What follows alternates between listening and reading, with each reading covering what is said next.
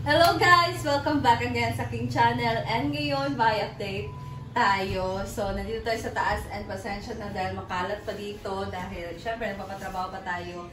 And ang update natin ngayon guys ang ating terrace. Papakita ko sa inyo ngayon ang finished product. Pero bago yan, inuna talaga namin tong terrace kasi if ever kasi na magkulang yung ilalagay namin ng canopy doon sa baba, ay hindi na namin siya lalagyan dito. And nakaplano talaga, yung plano talaga namin ni Habi dito sa aming terrace ay itong pinolik board kung saan itong ginamit namin dito sa aming kwarto.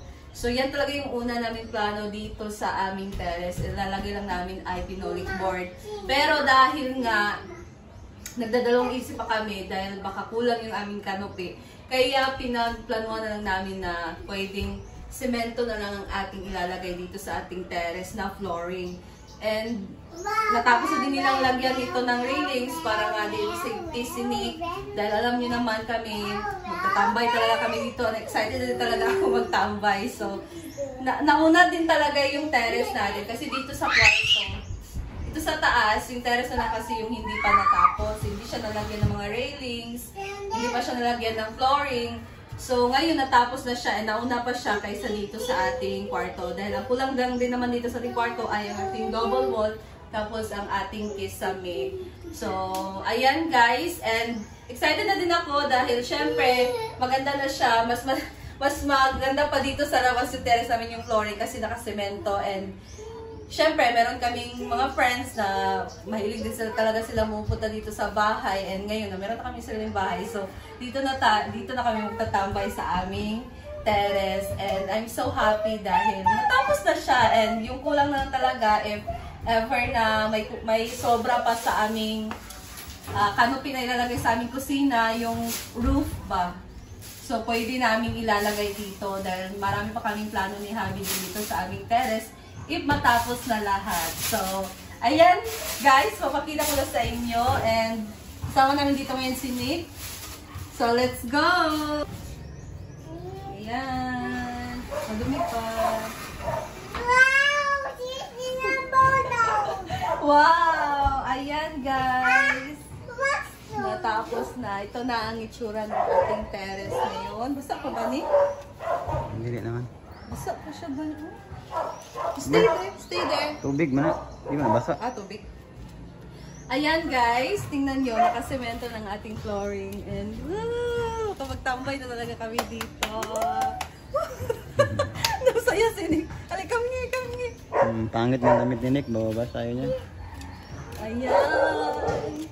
And dito guys. Wire, wantay wire biyang. Ay, stay there. And dito guys, ayan, ang luwag ng terrace na. Kailangan tong i-transfer nila kasi na ano kami dito. So dito guys, makikita nyo na merong semento. So yan yung dito kasi namin in-extend yung aming pader. Kaya yan ang nangyari. Sinemento na lang namin hanggang dyan para hindi na din kami maglalagay dyan ng canopy. Dyan na lang sa aming kusina.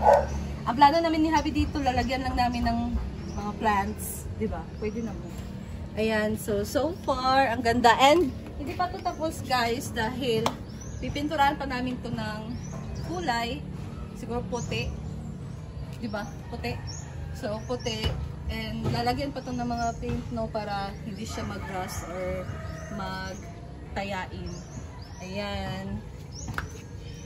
And pa-smooth pa namin to. Or kung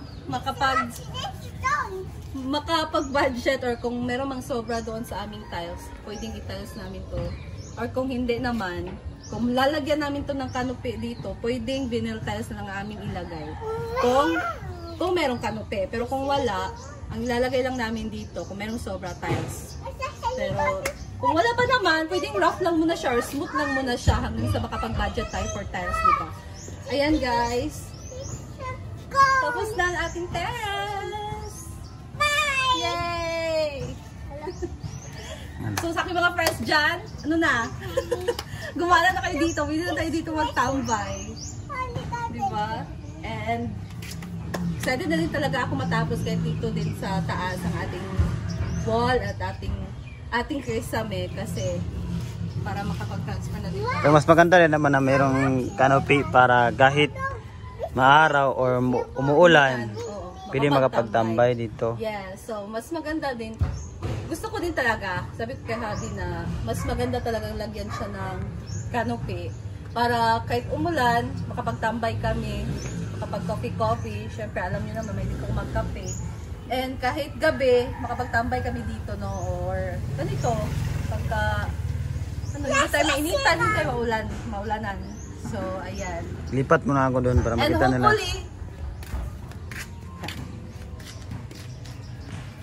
And hopefully talaga magkasya pa yung may matitira pa ng color roof para dito sa ating terrace. Ayan. So, yan yung view.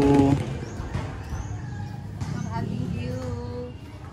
Ito lang talaga kailangan kunin nila or i-transfer nila kasi delikado to eh. Bawal to, delikado to.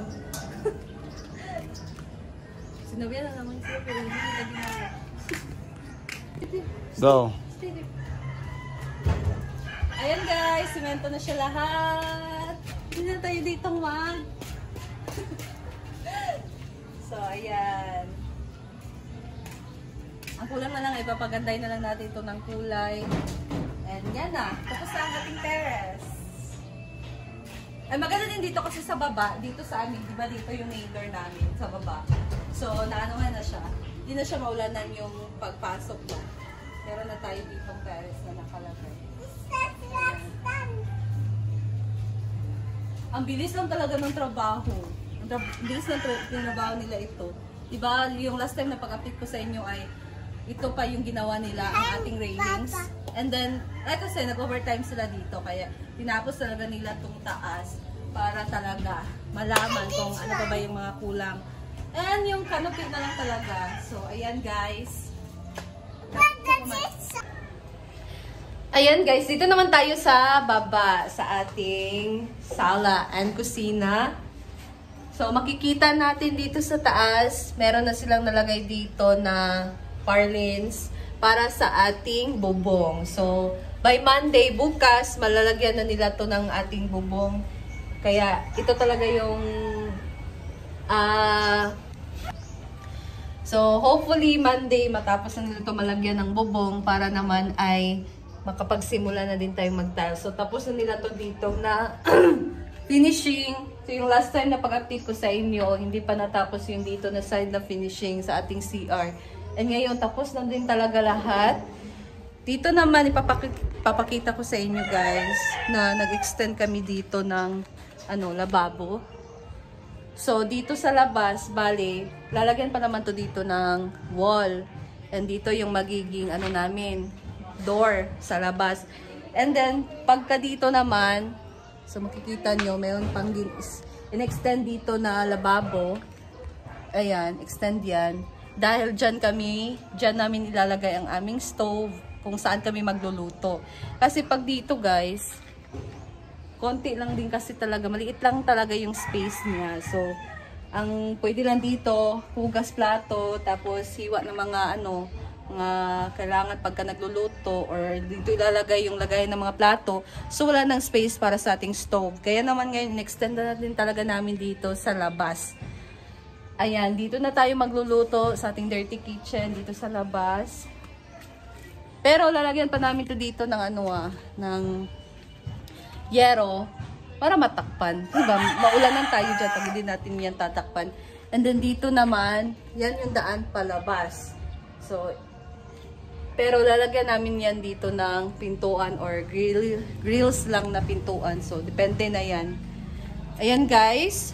Ito ng update sa ating bahay.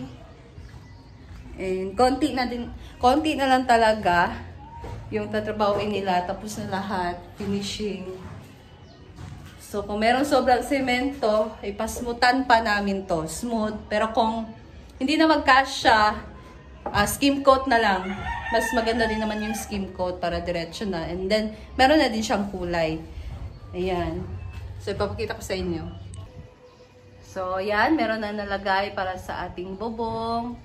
Ilalagay na lang ang ating color roof bukas. Yan ang ating wall sa ating lababo. Ito na din ang ating CR. Ayan. So far, konti na lang mga kailangan pang ayusin. And nakapag-tiles na lang tayo. Makapag-tiles na. Dito na lang din. So, ipasimento pa namin to dito ang flooring. Hanggang dyan. Dito. Ayan.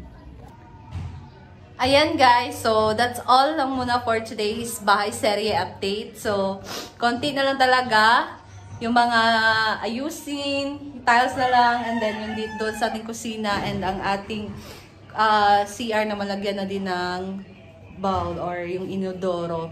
And then, dito ilalagay na lang din ang ating yung sink sa ating lababo and yung tubig pa pala. Kailangan pa namin paayusan yan ng tubig, linya ng tubig. So, that's all mga Bemshi. And abangan nyo na lang ang aking next update sa ating bahay serye. And hopefully talaga by next week matatapos na to. Dahil excited na din talaga kaming matapos to. And syempre, sa susunod ay house blessing na yung plano. So, ano pa kami ni Habi dyan. Nag-uusap pa kami. And that's all, guys. So, thank you so much for watching. And see you again sa aking next update. Bye!